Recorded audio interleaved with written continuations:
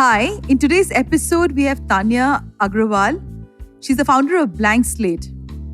Yes, it's called Blank Slate. Tanya is a political scientist, a foodie, a Kathak dancer, and she traces her roots from Bihar, Hazaribagh. And she's always been asked as to why she doesn't have a Bihari accent. And this is actually my third podcast with somebody from Bihar, and this is something that has been constantly coming up, that people have such a stereotype with Bihar. There are so many people that you meet doing amazing stuff from all across the country, and I don't know from where and why does this bias come up. So Tanya is going to take us through this interview and tell us about her life, why Blank Slate was created, and what does she do to take Blank Slate forward. So welcome, Tanya, in today's episode, and tell me about Kahania that you reinvented into Blank Slate. Hi, Mohua. Hi, I'm so glad we could do this, and I'm so excited to be here. And, very rightly you said that all the stereotypes that exist from people who belong to Bihar and Jharkhand, and I've been dealing with this since I think childhood now. But they forget that, I'm also born and brought up in Delhi, but it's a stereotype that comes with the place. But I'm glad that I'm able to do something that can maybe just take this off, and I'm able to work it out around it. So Blank Slate is my baby. Like literally, it's my baby, and it was born out of when I remember in graduation, when 2016 I finished my graduation, and I had literally no sense of what I wanted to do next, and I was perplexed. I just did not know what to do, where to step next. And I remember like every other graduation person who's studied political science and who studied in Delhi University, I went on to prepare for my civil services, and I was just wondering what to do because I was still figuring out the whole landscape, figuring out adult life and everything. And I remember while I was preparing for my civil services, I discovered that my father is going through severe depression, and there's also a clot in his right hemisphere of the brain, and that left me shattered. He was my superhero, and I just did not know what to do. Like I just wanted to help him for everything because he was just there for me, and I just couldn't do anything about it.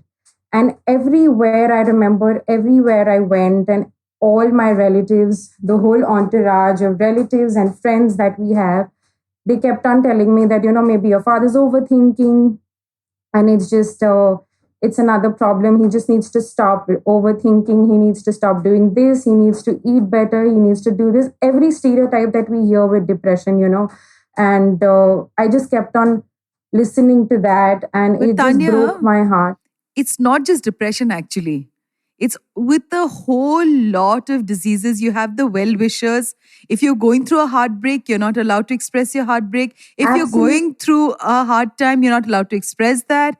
And they will always tell you, come on, get over it. And I still remember, because you and me connected because of the article that had come out regarding my autoimmune disorder. And it's very interesting when you say this to me, that for 1 year, my closest friend said, oh, come on, you're making such a big deal out of it. When I couldn't walk, Tanya. I know. And it, mentally, it did such horrible things to me that I started popping painkillers to feel good for about 3-4 hours. And then again, the pain would just keep coming back. So it's, when you tell me, my heart breaks when you tell me that, your father had to go through this whole thing, and you had to go through it also with the relatives who kept saying that, come on, let's just become happy. Like as though there's one switch button, you switch on and you switch off. And then it'll just vanish. I just felt like there was genuinely some control button which we could, genuinely switch on and switch off, and it would go away. But it just doesn't work like that. You need to suffer, and you need to, like, it just takes its own sweet time, and you will get better. And you need to go through it, and there's just no better way, and there's no shortcut to it, is what I felt. And throughout that time when he was suffering from it, and I saw him go through it, and when the whole universe kept on telling me so many types of things, I just felt like, what, enough is enough. I put my foot down and I said, I'm going to read about it. And I started reading about psychology and so many other ailments and diseases that comes with depression, anxiety, hypertension, Stockholm syndrome, and every other your super egos. I started reading philosophers, and also as a political science person, I was also doing my master's in political science. So I remember I started linking it with so many disciplines. I said, there is just not one way of looking at it, and there is so much work that needs to be done.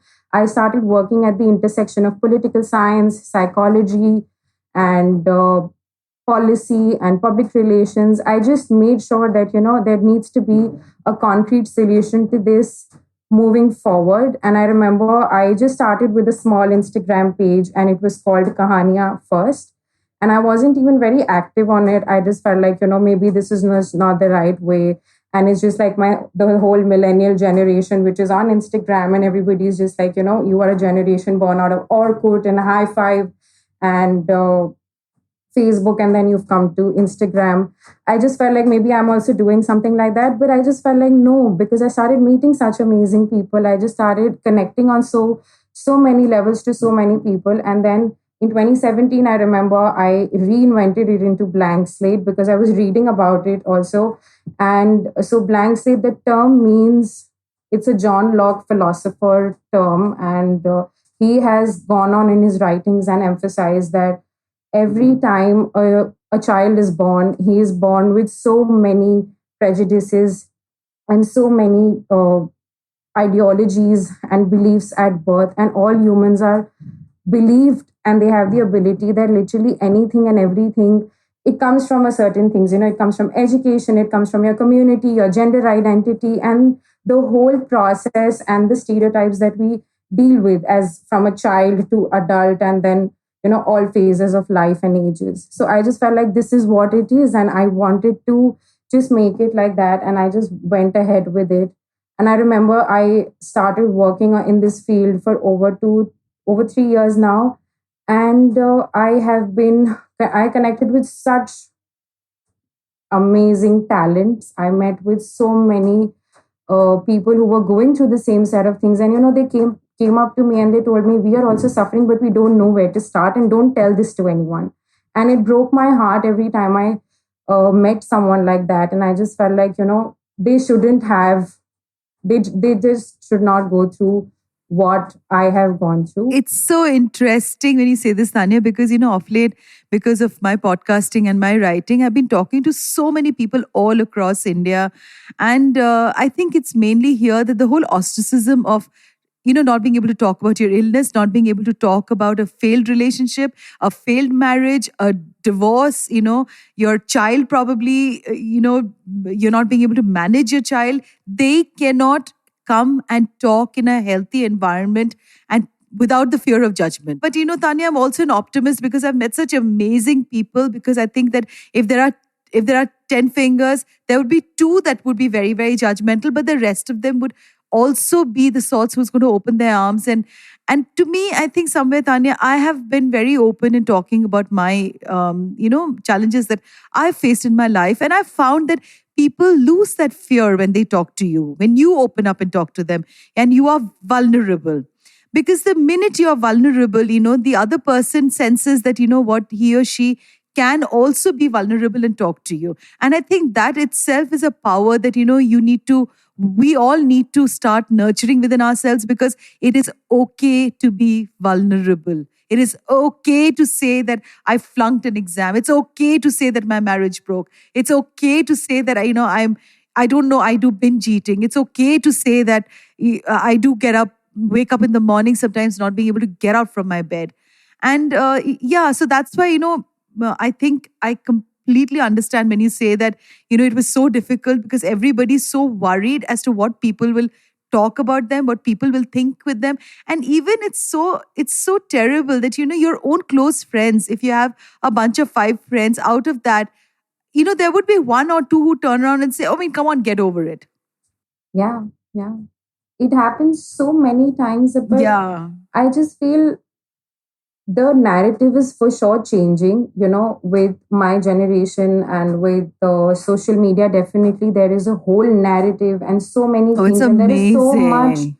there is so much work being done out there. That is for sure, but there Yeah. is also a lot of back end work that needs to go into it in terms of a behavioral nudge and how people just need to be okay with expressing themselves, with being naked in front of, emotionally naked in front of the other person, being vulnerable, being able to talk about what you have gone through and not just be like, not make a facade in front of you that I am the strong woman or a man.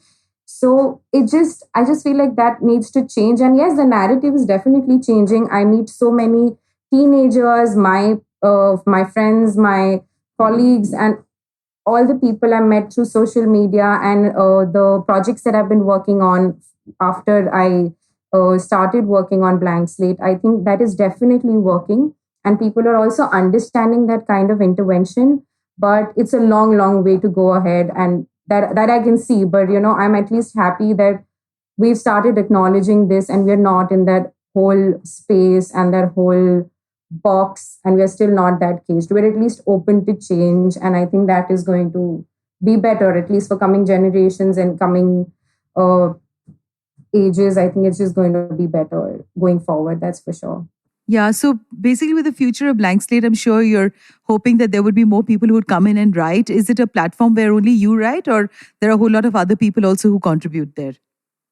So, my only vision with the Blank Slate is that I'm creating a community, an Okay. umbrella organization where I just want practitioners from so many disciplines and across spaces who come together, and they know how to. So, for example, someone who is not feeling okay and they don't know where to reach out to, whom to go to, they can at least come to this place and feel like, okay, I can be heard here, and I can connect to the right person, and I can maybe speak to this person. He will relate to me on so many levels, just like no one else is able to relate to me. So basically, this is an umbrella organization where I'm trying to create a network of people and practitioners who are in different spaces in health and wellness, and psychiatrists and psychologists.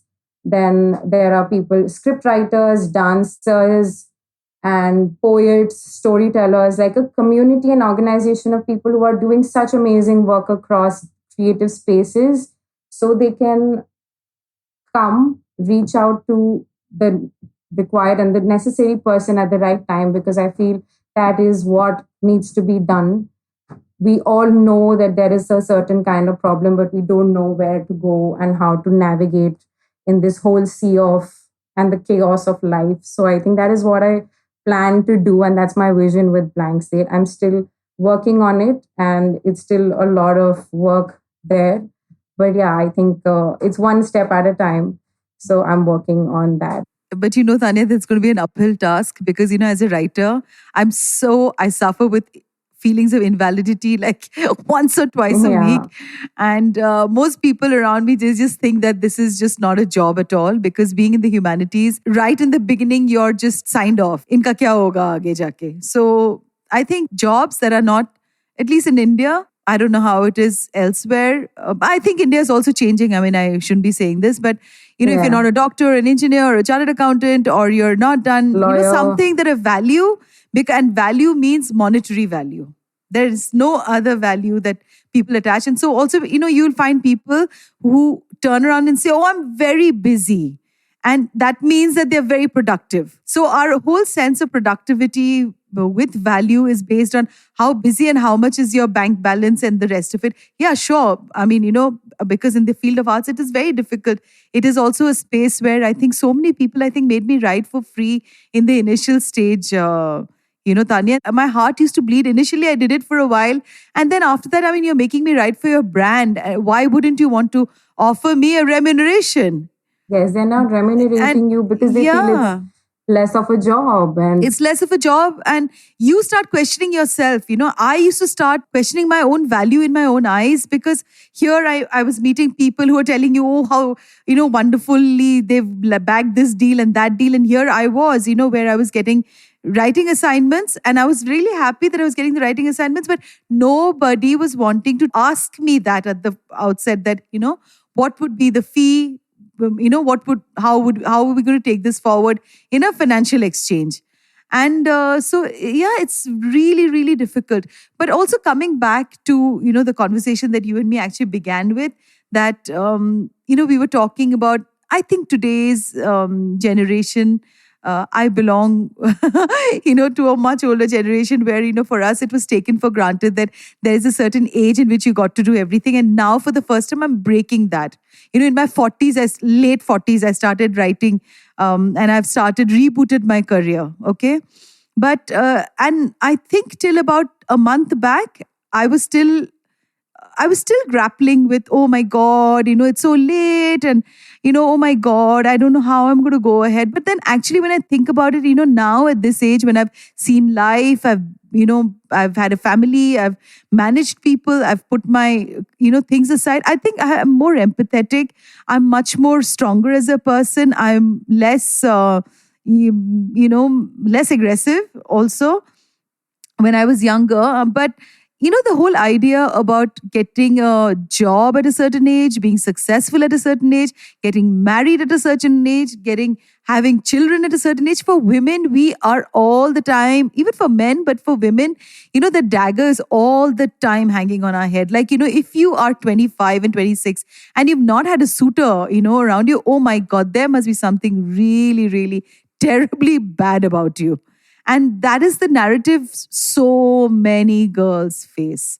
So tell me, Tanya, I mean, how do you navigate all these things in your life? It is so overwhelming sometimes. I just feel as someone, how you started saying that as a liberal arts person and as someone who is very, very passionate towards the humanities, I think that's the first step of choosing to do things that you want to do your own way. And studying the humanities is not very, very accepted in the whole landscape. And everybody feels that, how are you going to get paid for it? Is there a real job for it? And I remember I had relatives who asked me when I took up political science in my undergraduation as a specialization subject. And I studied humanities in school as well. So they asked me, "Iska future kya hota hai?" And I was just like, I am very fond of these subjects. I thoroughly enjoy reading political science and history, and I will make a future in it. Just because I'm not hell bent in management and finance and chartered accountancy doesn't make me less of a person. And I also I just started to feel that, maybe some days are so overwhelming and so I start questioning all the choices that I have made that, maybe I just should have not, I should have just taken the easier way and just done things like, I should have taken the management course and the narrative, but I just felt like that's just not me, I just thoroughly enjoy this landscape and I want to make a space here.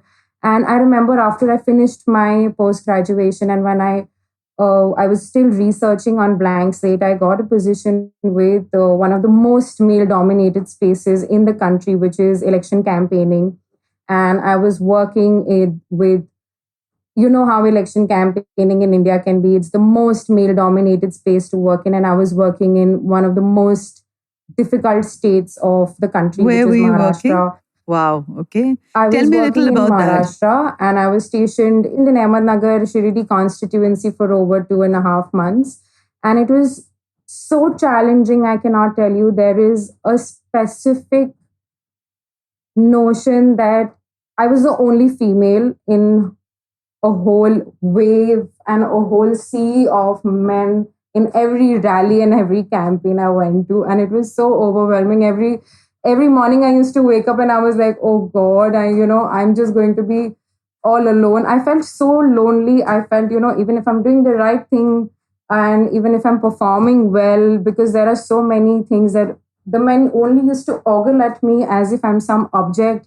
And they just felt like, what will she tell us? She would not have that kind of a mind of her own. And she's so young and she's just out of college. And how will she tell us what to do and how to make policies and everything? That was so, I just felt like this needs to break. I made sure that I was working very, very hard. And I used to wake up at 6, make sure that all my campaigns and all my rally speeches were made and it was written. And I used to sit with my counterparts and my stakeholders, and I used to sit with my politician and tell him that, you have to say this in the coming campaign, in the coming election, in the rally, in this constituency, in this assembly constituency.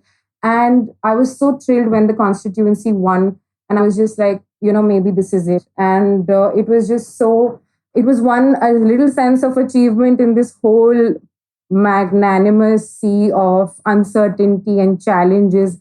I felt that, okay, it's not that bad. If you work hard, maybe you can be rewarded and you can be seen. So that was one of the challenges. I said that I know it. I have taken up the route and the path less taken, but now I thoroughly enjoy it. And I'm just going to make sure that it just gets better from here. And after that, after coming back from there, I was researching on psychology and public relations, and then I also went on to do a diploma in psychology, data analysis, and public relations at the intersection of all three, which was again such a difficult combination. And everyone around me is like, what is the scope of this, and why would you do something like this and this and that? And I just felt like, you don't necessarily have to do the things that are established. Once you know that you want to challenge a few things in society, you have to take the plunge, and you have to be very, very clear that you will change and you will make certain amount of, visible dent in the whole process. So I think that is how I tackled the professional aspect of it.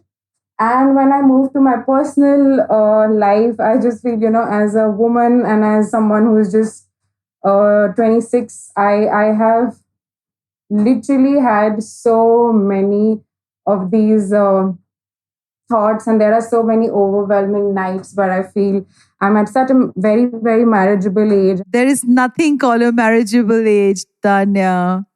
There is nothing called a marriageable But age. Mohua, I know. But I'm feeling that pressure to settle down. Like you marriageable said, there age is a certain age. Marriageable age means when are you fertile to produce a child, like the biological clock. Yes, yes. Right?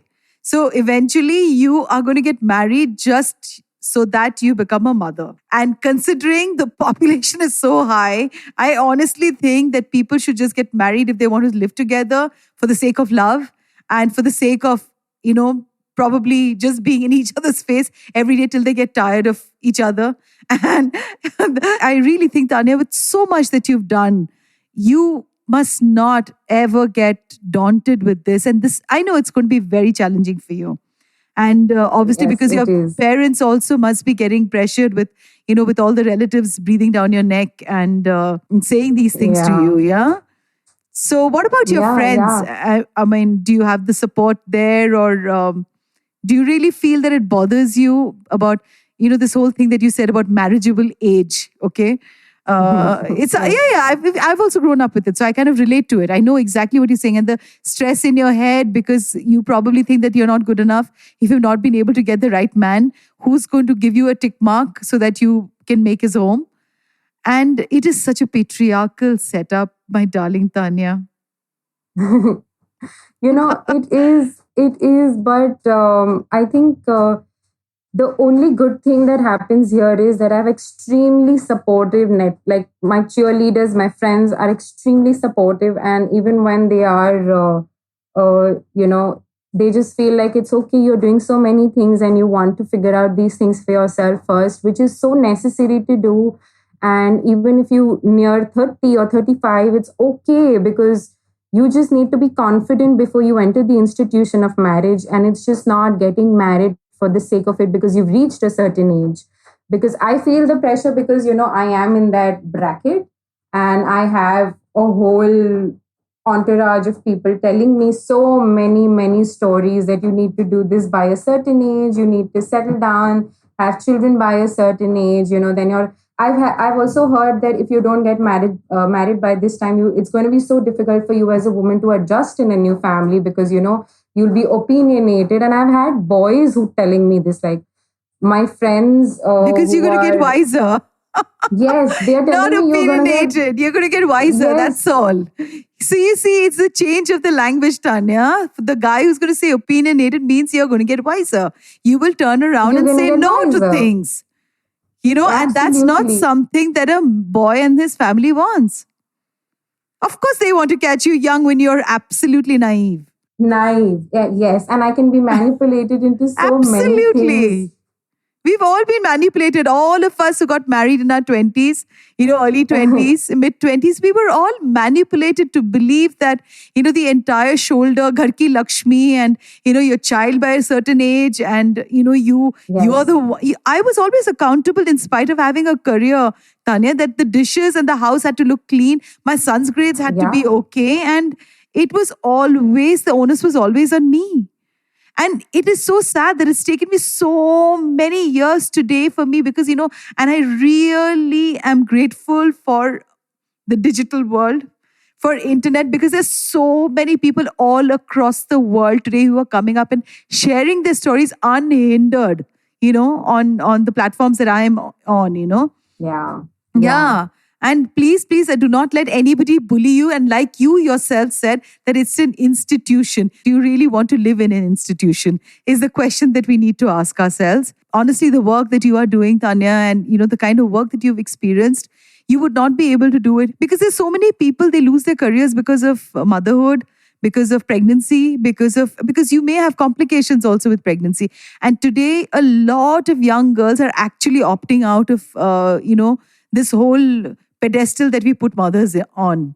She's not supposed to get angry. She's not supposed to feel sad. She's not supposed to look sexy. She's not supposed to feel sexy. I mean, it needs to change. It really needs to change. It does. Moa, I totally agree with you on so many levels. But having said that, there is still so much the opinions and the way people function even today. I feel, when I was growing up, I remember I was raised and I was told all throughout my school life that I have to be educated, I have to be opinionated, I have to be so strong, and I have to be very willed because, I have to stand shoulder to shoulder with every man and workplace that I enter. Now that I've entered the workforce, I just feel so disheartened sometimes. I feel, maybe we have educated our women so much and we haven't educated our boys to be more sensitive and empathetic and understand. So, every time I feel that I was educated and I was believed to be grown up in a time where I was raised with the mindset that I have to be very opinionated, I have to be very headstrong, and I have to walk shoulder to shoulder with every man. And now that I've entered the workforce, I feel during that time also we had to, instead of overprotecting our women, we also had to empower our men, our boys at home.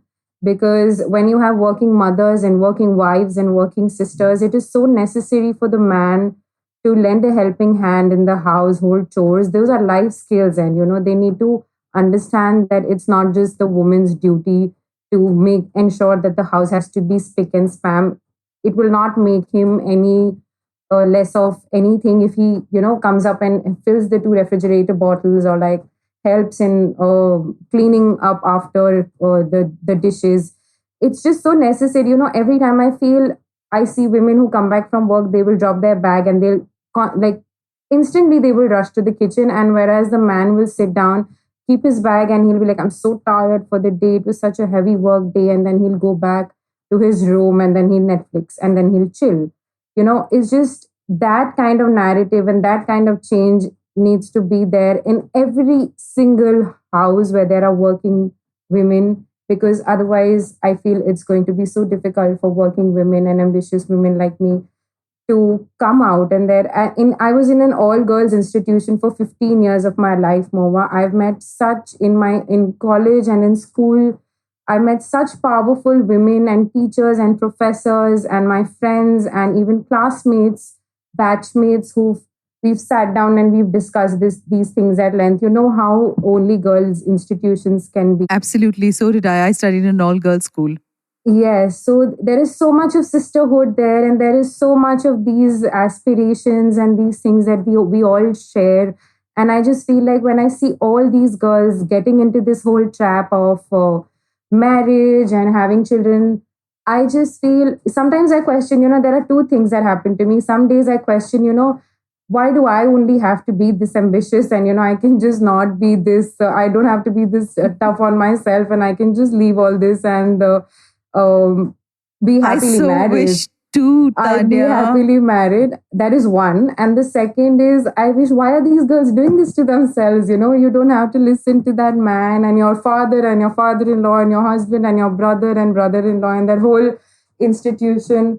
So there are two things that happen with me. So I'm just dealing with that kind of dilemma in my personal life. So that is how I'm juggling so many aspects of work, personal, professional crisis and conflict. So yeah, I think it's an ongoing process. I'm also trying to figure out myself with each passing day. So let's see. I just fingers crossed, every day I wake up with that belief that I just have to do what I'm best at. Like that's it right now. That's what the headspace I am currently operating. I think you're doing a phenomenal job, and it is so amazing to talk to someone so articulate. And yes, you will go through this duality, which I too go Yes. through. I wish that I didn't have Yes. to wake up in the morning and start reading up and start, doing all of Yeah. this. Sometimes I just wish Yeah. I was easier on myself. But I also enjoy this immensely, this whole writing and the voiceovers and the podcasting. And, to me, this is such a new awakening for my own self. And I thoroughly enjoy this. But of course, I too go through this whole thing where I keep saying, oh, I wish I could just be very, very casual about life. And I didn't need to think that, okay, I want to make a difference, with my work. And also, like, it's a new me, with this whole podcasting. So I think we are very gifted. I think whoever finds a new self, they should not discard that.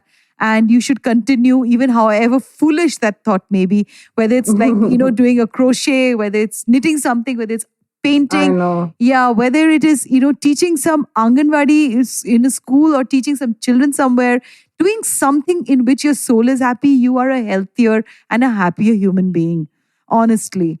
And I think I could not have been, luckier to have met such amazing women, and you included, Tanya. You're one of my favorite.